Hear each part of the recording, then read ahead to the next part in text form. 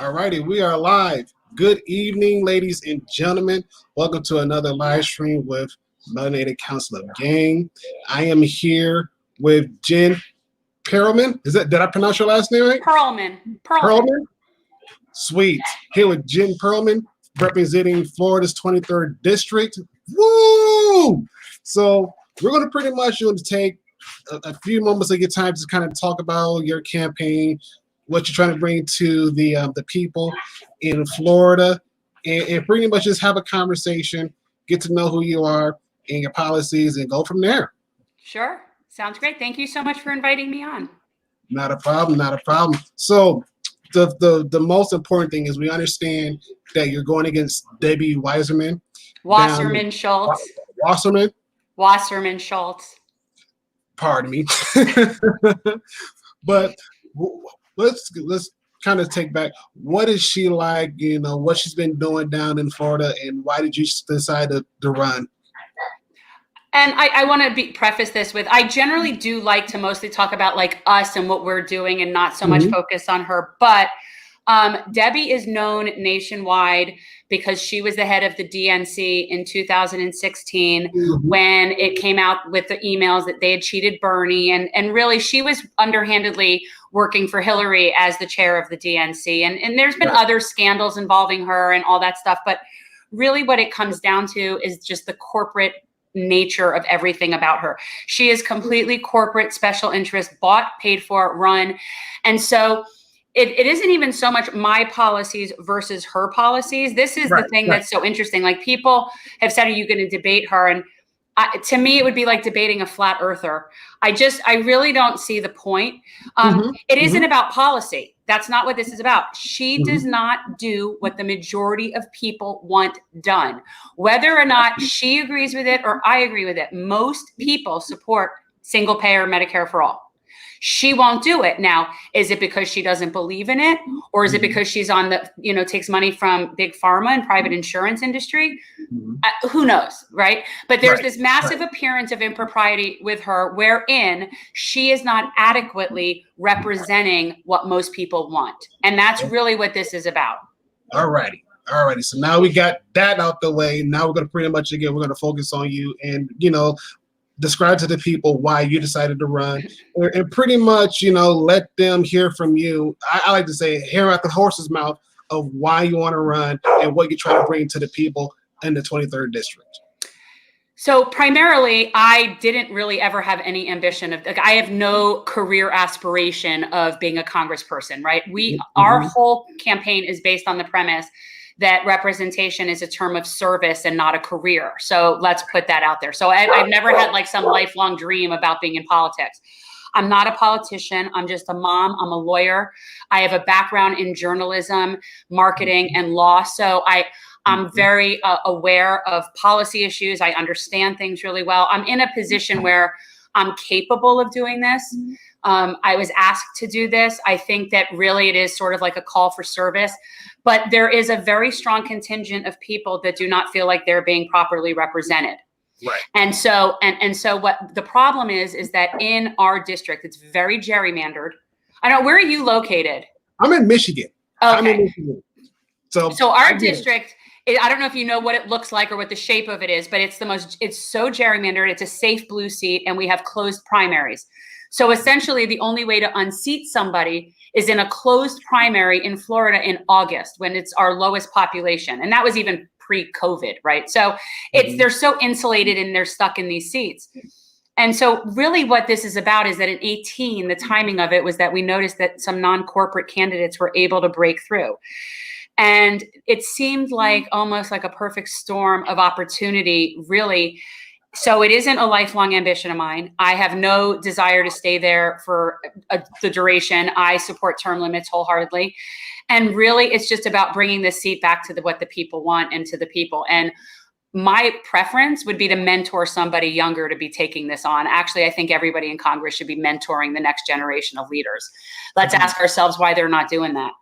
Agreed. I agree with you 1,000%, because a lot of times it's like we have these people, these individuals in Congress, they've been in it for such a long time that they forget why they ran in the first place and why they're not representing the people like they're supposed to, and especially, in states like Florida, like Michigan, and all others around the nation where we have these representatives, but they're not doing what they're supposed to be doing. They're not coming back to the community and let them know, like, hey, this is what's on the table. This is what's affecting you. How do you want me to respond to this? Go back to Washington and say, hey, we need to do things this way because it's not going to help my community. It's not going to help the people that I've been called to serve. And not only that, but it's going to hinder the next generation after them. So we have to be a little bit more proactive and get involved in one way, shape, or another.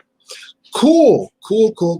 Now, I've been doing a little research, and I noticed that you're for UBI. And question for you is, how did you come across UBI, and what made you to kind of decide to add that on? It's always something that I've thought of. I never necessarily referred to it as UBI, but I'd always thought of this idea, this social security for everybody, just this basic social safety net. So and Andrew Yang, this is the thing about somebody who really brings something new to the party. And I don't mean the Democratic Party, I mean the figurative party, right? Like just really bringing something new to the table. And I so appreciated that. And it really just put a very concrete policy on the table for something that I always felt was a needed thing. There wasn't any, I didn't know what it was called, but I just always thought of, why is there not a social safety net for people? You can't have capitalism without consumers. You cannot have consumers if people have no money. So it's just sort of, to me, it was just logical. And yeah, I liked him from the beginning for a lot of reasons, but just the idea that somebody was bringing in something new, just, like new idea. Yes, I agree. And, and it's something that I know with me and a bunch of my colleagues, we said that, it needs to happen even before COVID, but COVID just brought that out. Like, we need this now. And especially in communities of color, where a lot of them, they work these low wage jobs. And now with some of them that were on unemployment, now for many of them, they're not getting it. It's like, okay, what in the world do you want me to do? I got rent to still pay. I have utilities I still need to get paid. Not only that, but I still have food. I still got a laundry list of things I need to get taken care of, and I have no source of income. What do you want me to do? So you're absolutely correct. Spot on. Yeah, we should be having UBI just in general, but then I would say that during a crisis, and this qualifies as a crisis, that there should be an emergency contingency like rider almost, like in addition to, because really what's going to happen is now we're going to have shanty towns popping up all over the place. And this is going to be a disaster of such gargantuan proportions, and it could have been handled so completely differently. Agreed. And I look at our sister countries all over the world that they've had things put in place. They had things established. And so they figured out, okay, this is what's going on. We need to make sure we keep people safe. And if keeping people safe means putting money directly into their hands and saying, you don't need to go to work until this is done and over with. And if you do have to go shopping, keep it at a very minimum. But we're literally paying you to stay home and stay safe. And I agree with you. Had the United States, it would have been over by now. It would have been over by now. Agreed. And who knows what's going to happen, especially with school starting to open up soon. It's like it's going to be a nightmare. It's going to be a nightmare. Agreed. So going back to kind of like your district, what is your like your overall district? Like, what kind of groups of people live in your district and things of that nature?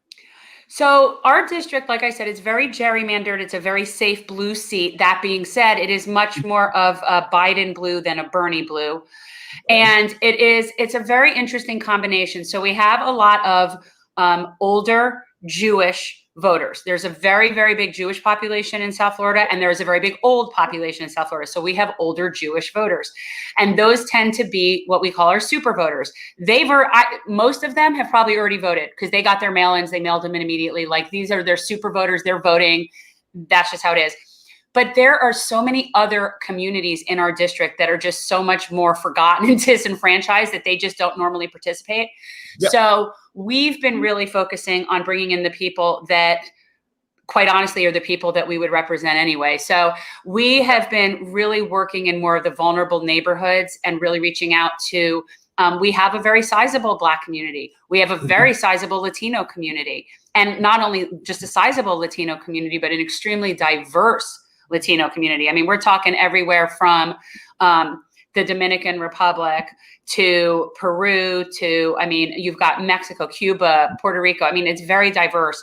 And so there's a lot of different people, and she, you know, does represent a niche. You know, there is that upper, you know, kind of middle class, blue, neoliberal. There is that. Yes. But there's also a lot of other people here. Agreed. Because I'll put it like this: where I live in Michigan, it's a very Republican county. The city itself is very Republican, but we do have those little small pockets of Democrats, I would say, that are forward thinking, that are progressive thinking. And like, you know, we're tired of the same old. We're tired of looking at the news and seeing that there's no change.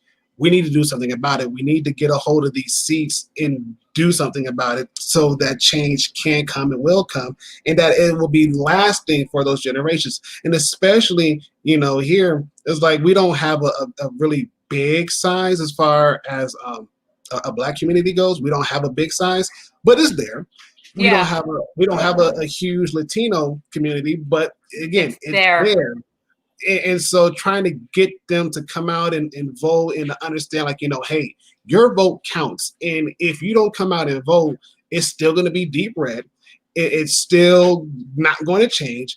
And you're still going to be suffering under this kind of a leadership that really doesn't care about you in the long run. And so you have to do something. And I will also say we are very in touch with the young people.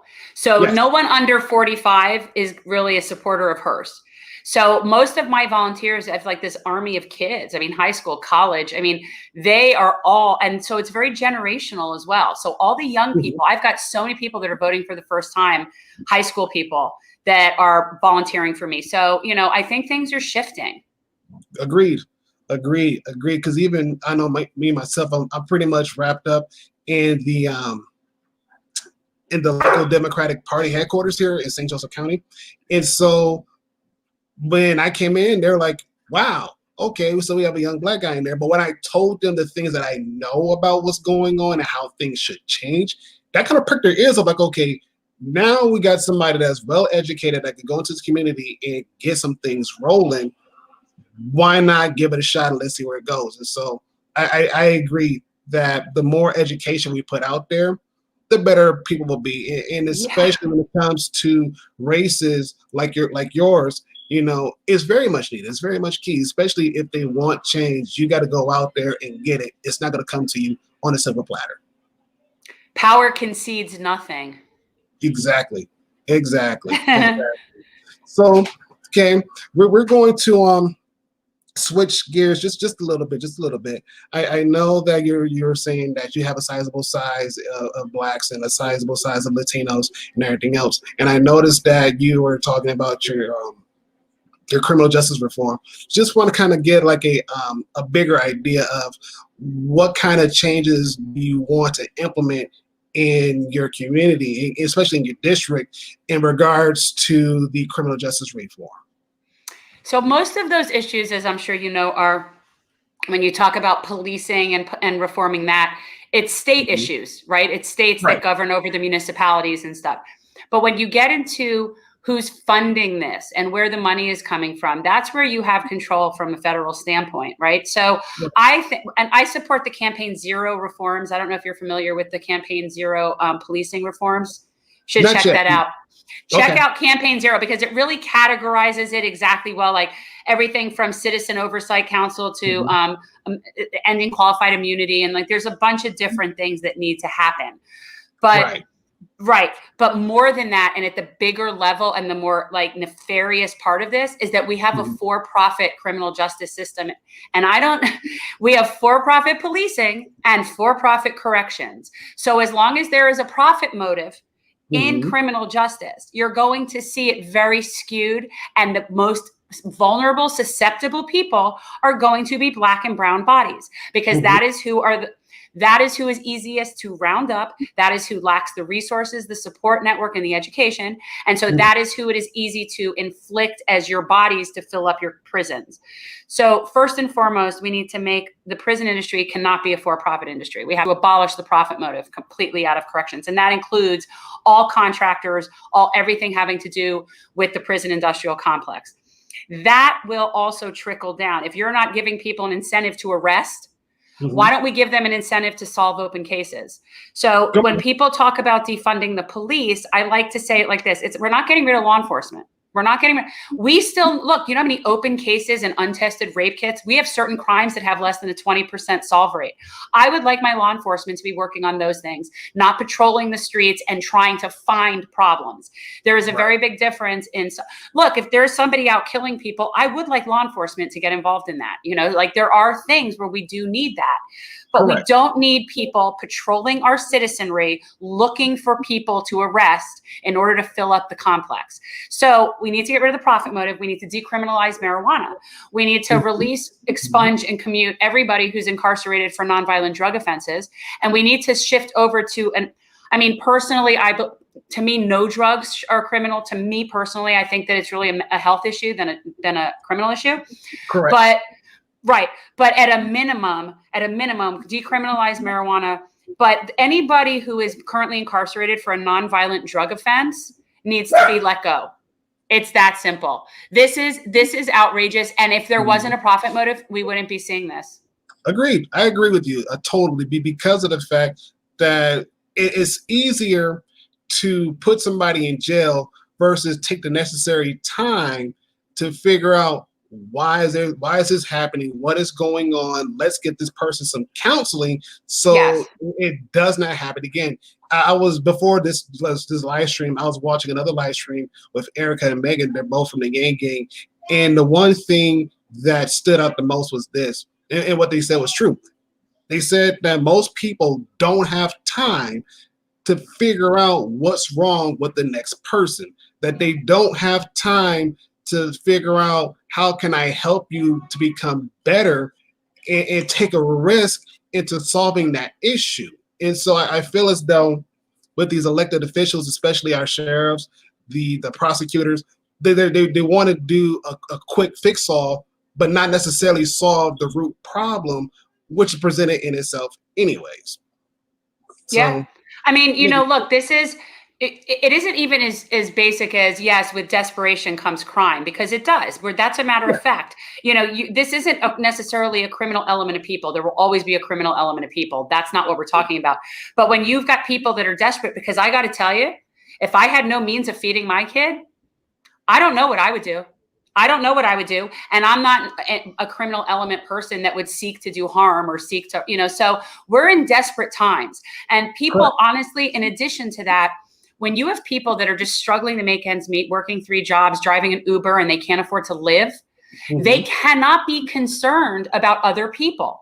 We live in this completely festering society of self-absorption based on dire straits. Everybody is running around. Nobody has peace of mind. Nobody. Everyone's hand to mouth, waiting for the next shoe to drop. We are living like desperate, very, very frantic people. Most people are hand to mouth. So you're not going to slow down and take the time and figure out what's wrong. How can you help somebody else? You're just trying to live. Right. Hence social safety net. Here we go again. Hence social safety net. And again, and it's funny because a lot of people tend to believe that, especially, communities of color, they tend to believe that, they think that they're out doing this, that, and the third because of they want to. Like, no, a lot of times they're doing this out of desperation. Like, they don't know where that next meal is coming from. They don't know how to pay that rent, or even, let's say it's not even rent. Let's just say that they need gas to get to work so they can be able to pay rent. They don't have that. And so they know somebody that has a couple stacks locked away in a safe. They go in there and take it for themselves, not necessarily worrying about anything else after that. So it's like, come on, if you give them a safety net, they can figure out what they're going to do with that safety net and use it for their purpose. And I mean, what wouldn't you do? What wouldn't you do to afford your kids insulin medication? Come on. What would you not do? Like I would pretty much do anything. Yep. Oh yeah. Oh yeah. Like my oldest, he has asthma. And so right. What if you couldn't afford his medicine? What wouldn't you do? Yes. And that's the one thing that I think about. I'm like, okay, I know typically his inhaler, it's a necessity, because if he doesn't have it, can't breathe. He can't breathe. And so now it's like, okay, I have that stress over there. What's not to say, as a father, that I'm not going to do what I need to do to make sure he can breathe, to make sure he has his medication. Right. And if you didn't have an income because you got laid off because of COVID and you couldn't afford it, or who knows, I would do anything. Yeah. Agreed.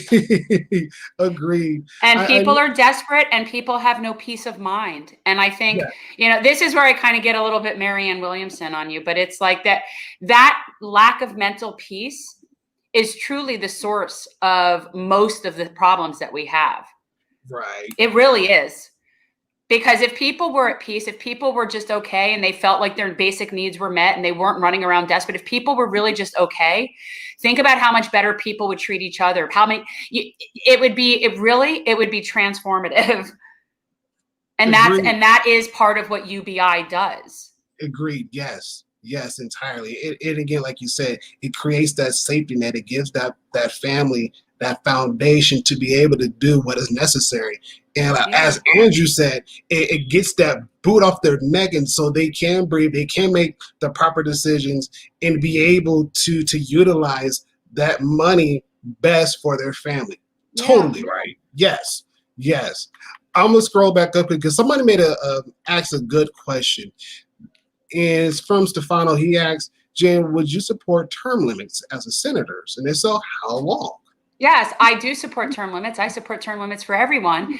And I actually support, there's an organization called US Term Limits. And I believe that their current proposal, which I would sign the pledge that I would support there. I believe the way it is now is it's 4 terms for House of Representatives, 2 terms for Senate. So it would be 8 years or 12 years. Now, I will say that one of the problems with Congress for the House is a 2-year term is so short that by the time you get settled in, you have to run again. Like it's so short. I think we'd be better off if those were 4-year terms and then have 2 term limits like we do for other positions. But absolutely 100% support term limits. Yes, agreed. And I think that with most candidates that are running now, a lot of them are pushing term limits because they realize and they understand that if you allow people, individuals to get in and they sit there, they're not going to do anything. And it's kind of hard to get somebody that doesn't do anything but still get paid to get them out. I want people to understand this. Those people are our employees. Repeat after me. My representative is my employee. And as your employee, I want you to think of what other business you would have where your employee would take your money, go take someone else's money, do what someone else wants them to do, not tell you what they're doing, give themselves a raise, and they have better health care than you do. What business is it that you would have? What employee would you retain on your payroll that's like that? These are insubordinate employees. Agreed. And I'm going to type that and I'm going to do one of these numbers because what you said is so true. What you said is so true. And you tend to forget that it's not us serving them. It's actually the other way around. It's them serving us. It's them serving the community. And without us voting for them and supporting them, they would not be in the position that they're in anyways. And so it's like, we got to work together. It can't be you mess around and you get a raise, a pension raise, but yet the teacher in your community is struggling because he doesn't have enough resources, enough materials to do the class project, and especially because of the fact that none of the parents have enough resources to contribute to the class project. Now it's like putting a burden back on them again. It's like, come on, help them out. Like, find some way to give them a raise because they're watching Bad Little Johnny and Bad Little Susie because their parents don't know what to do with them, but the teacher knows how to get them not to be bad, but to calm down and be productive. Exactly. Yes. Yes. Oh man, this is good. This is so good. This is good. I know that again, a lot of people they've said that their reparations and everything else, they're pro for reparations. I saw that you do have it on your page, and just want to kind of like get an insight of what made you think about introducing reparations to your community, and how will that help your community grow and flourish? So when we look at every area that we look at that where we are seeking to find justice, whether it's social, economic, criminal, environmental, all of those things, the one commonality that all of those things have is that they disproportionately affect communities of color more, right? All of it, whatever it is, affects them exponentially. And the reason that is decades, centuries of a certain restriction of any sort of creation of generational wealth. Like there is absolutely zero generational wealth and there's no basis. So you can't have that for hundreds of years and then all of a sudden say, okay, we're all equal now, go about your merry way. It just doesn't work that way. And that's essentially what happened from a legal perspective, right? So, but that doesn't work. That doesn't build up communities. It doesn't help create a network and a support system. And so the only way you can really ever have justice and equity in anything, to me, is to bring up the communities that have been so overly punished and vulnerable for so many centuries. And it isn't just Black community. I mean, you've Native American communities. There's other communities that are also very vulnerable. Reparations specifically addresses the African American community, but the concept of building equity amongst our communities, to me, is across the board. And the way that I see that, actually, I love Marianne Williamson's platform. Mine on my page is not very specific. It just sort of says I would support, because the truth is I'm very open to the ways in which to achieve this. I don't think there's one way. I know people like the idea of a check. Here's the problem with that. And I am not opposed to it. I think it was like $2,700 a person or whatever. There is some amount based on, I forget the total, the sum that they had. But the problem with that is, let's say we give everybody $2,700, a one-time payment of $2,700. That does not even come close to solving the foundational problems in our communities of color. And that does not do anything to address the systems and the institutions. So that's my hesitation. So it isn't that I am opposed to people getting a check. I'm not opposed to it, but it won't solve the problem. So I view this as sort of like you take all the money and you put it in an endowment. And that endowment goes and it's governed by, Marianne has it so great on her site. I'd recommend everybody go to Marianne Williamson's page and read how she has it set up. It's really cool. But it's a council. It's like 30 people. They're all people that have a connection to this history, to African-American culture, to these, and it's a wide range. It's not political people, academicians, people like Cornel West, right? Like just really people that are just, those kinds of people, right? Thinkers. And these people oversee this endowment. And this endowment is giving low interest loans. You come with an idea for your business and your community, we'll give you a loan. This endowment goes to building community centers, sustainable gardens, different things. And it's just basically money. But instead of just giving it per head per person, you have it set up as an endowment. So it's earning money while it's going, and different people reach into it. Different communities reach into it. It's really cool. So, but I'd be open to other policy ideas. I'm just saying from basically a moral perspective, we cannot have justice in this country without leveling the playing field properly. That's what that is. And to me, that's reparations. And it can look a few different ways. So does that answer? Like, is that sufficient? Yeah, I mean, and again, the reason why is because even within the McCoy group, there's some of us where we're like, well, we want it this way, and some of us were like, we want it this way. And even then, it is one of our topics that we wanted to talk about. And for me personally, I just want to get different points of views from it and kind of get a bigger understanding of how it could be implemented and basically how we can realistically get it passed so it can happen. Well, let me tell you, have you ever heard of Beau of the Fifth Column? I have not. Is it? Okay, you're going to write this down. His name is Beau of the, well, his name is actually Justin, but the YouTube show is Beau of the Fifth Column, Beau, Beau of the Fifth. And okay. He's brilliant. Like, I love him. I love this man. He's like my adult Mr. Rogers. I watch him daily.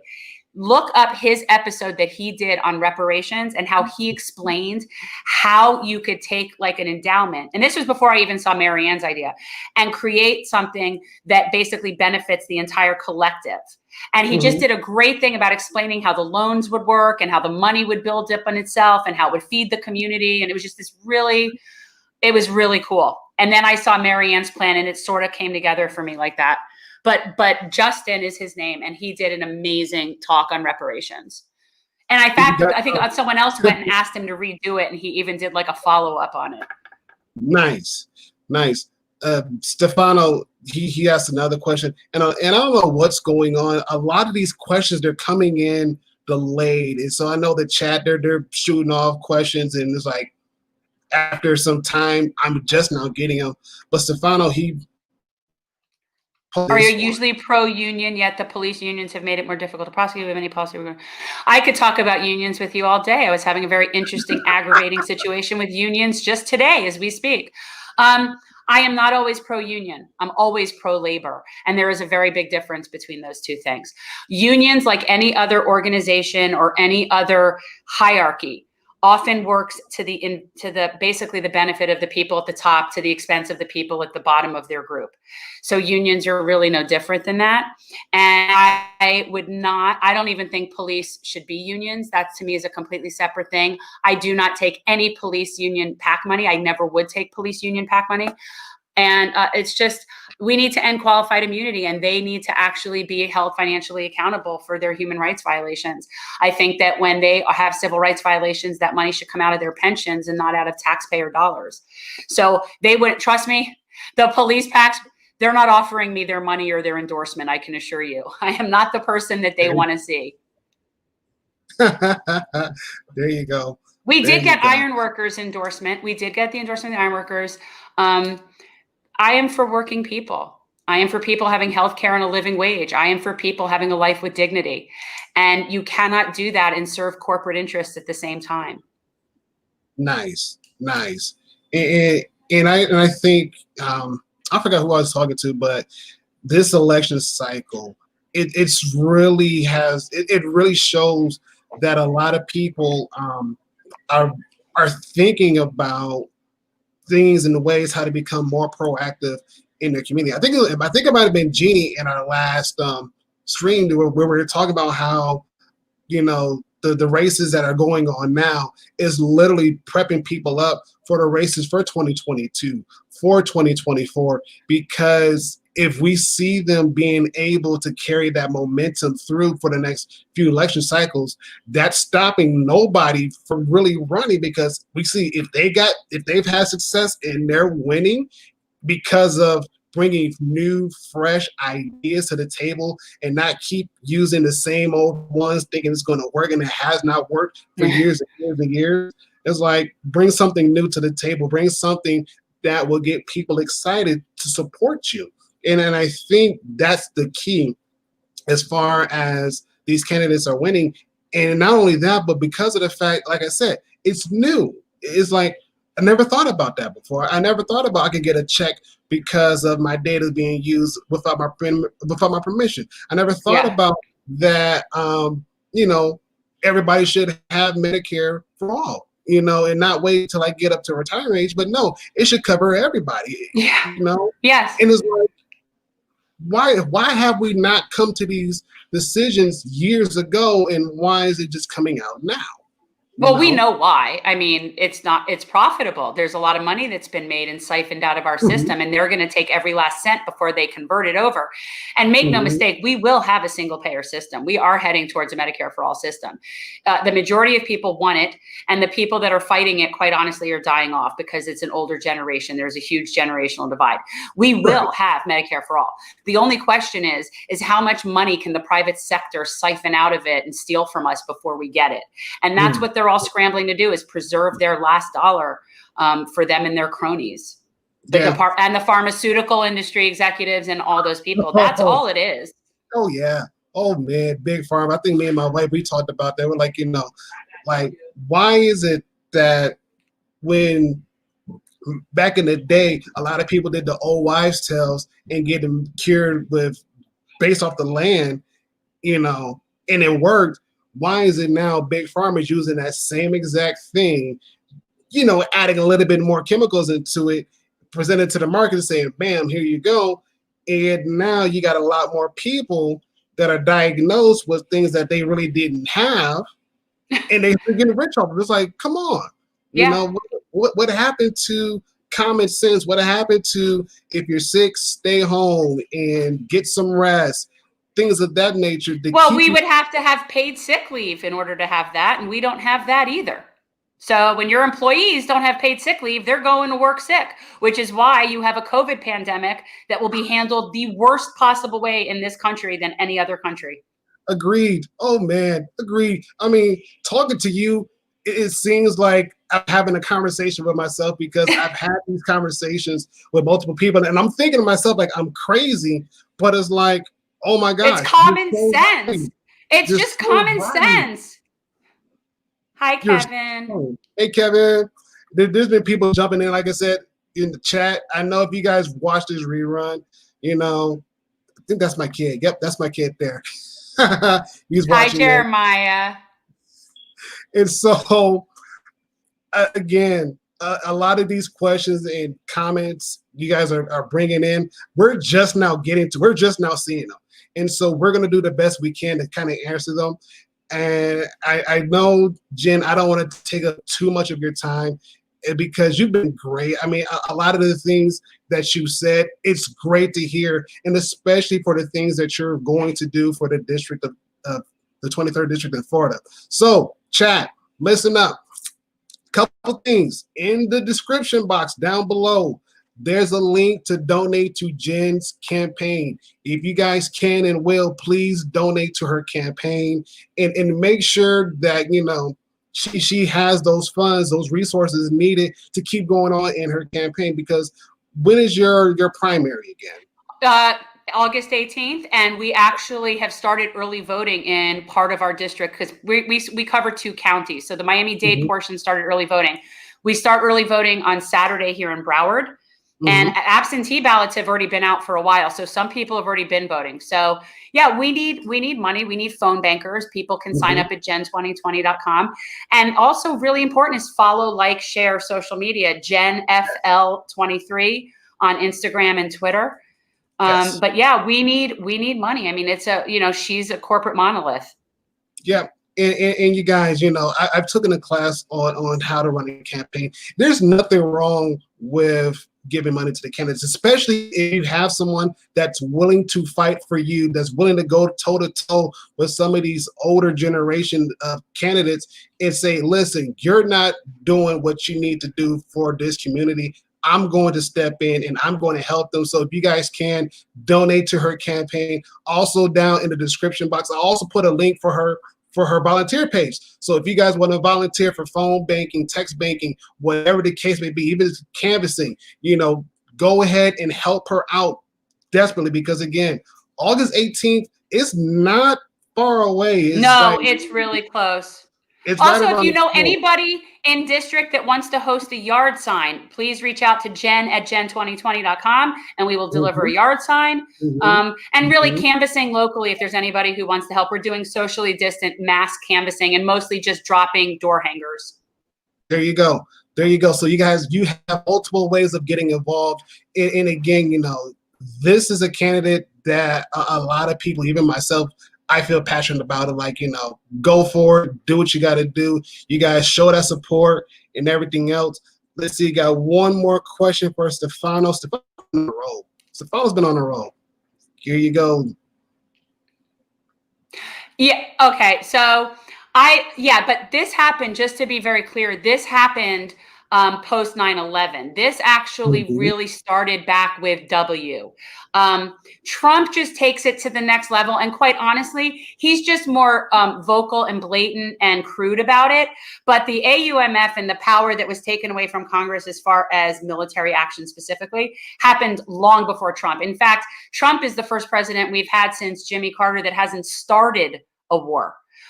So, a lot of the power that people are sort of thinking that Trump has taken, no, really not. Congress ceded it a long time ago.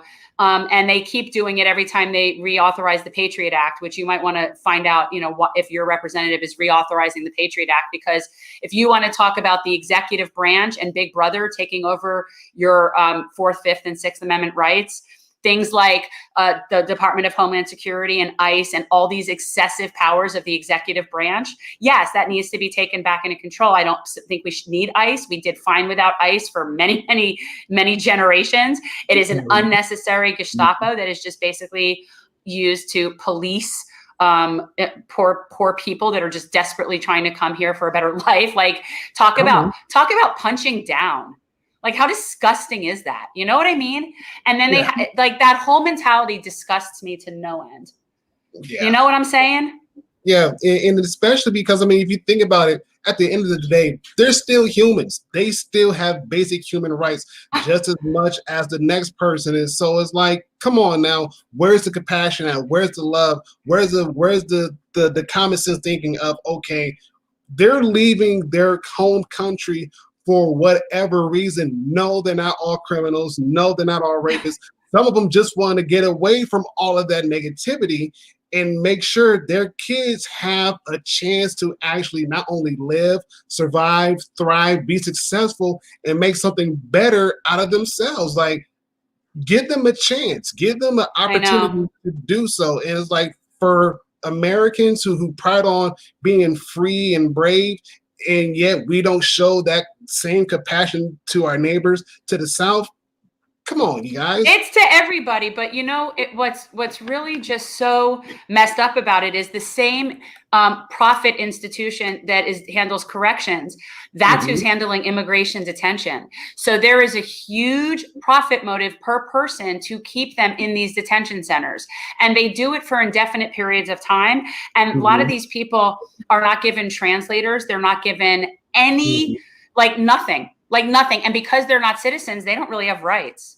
I don't think people really understand how horrible we treat humans that are just trying to make a better life. And it's really, these are not things that should require incarceration, and certainly never family separation. There is no reason to be doing that. And all of these things, we got to this just from executive branch overreach.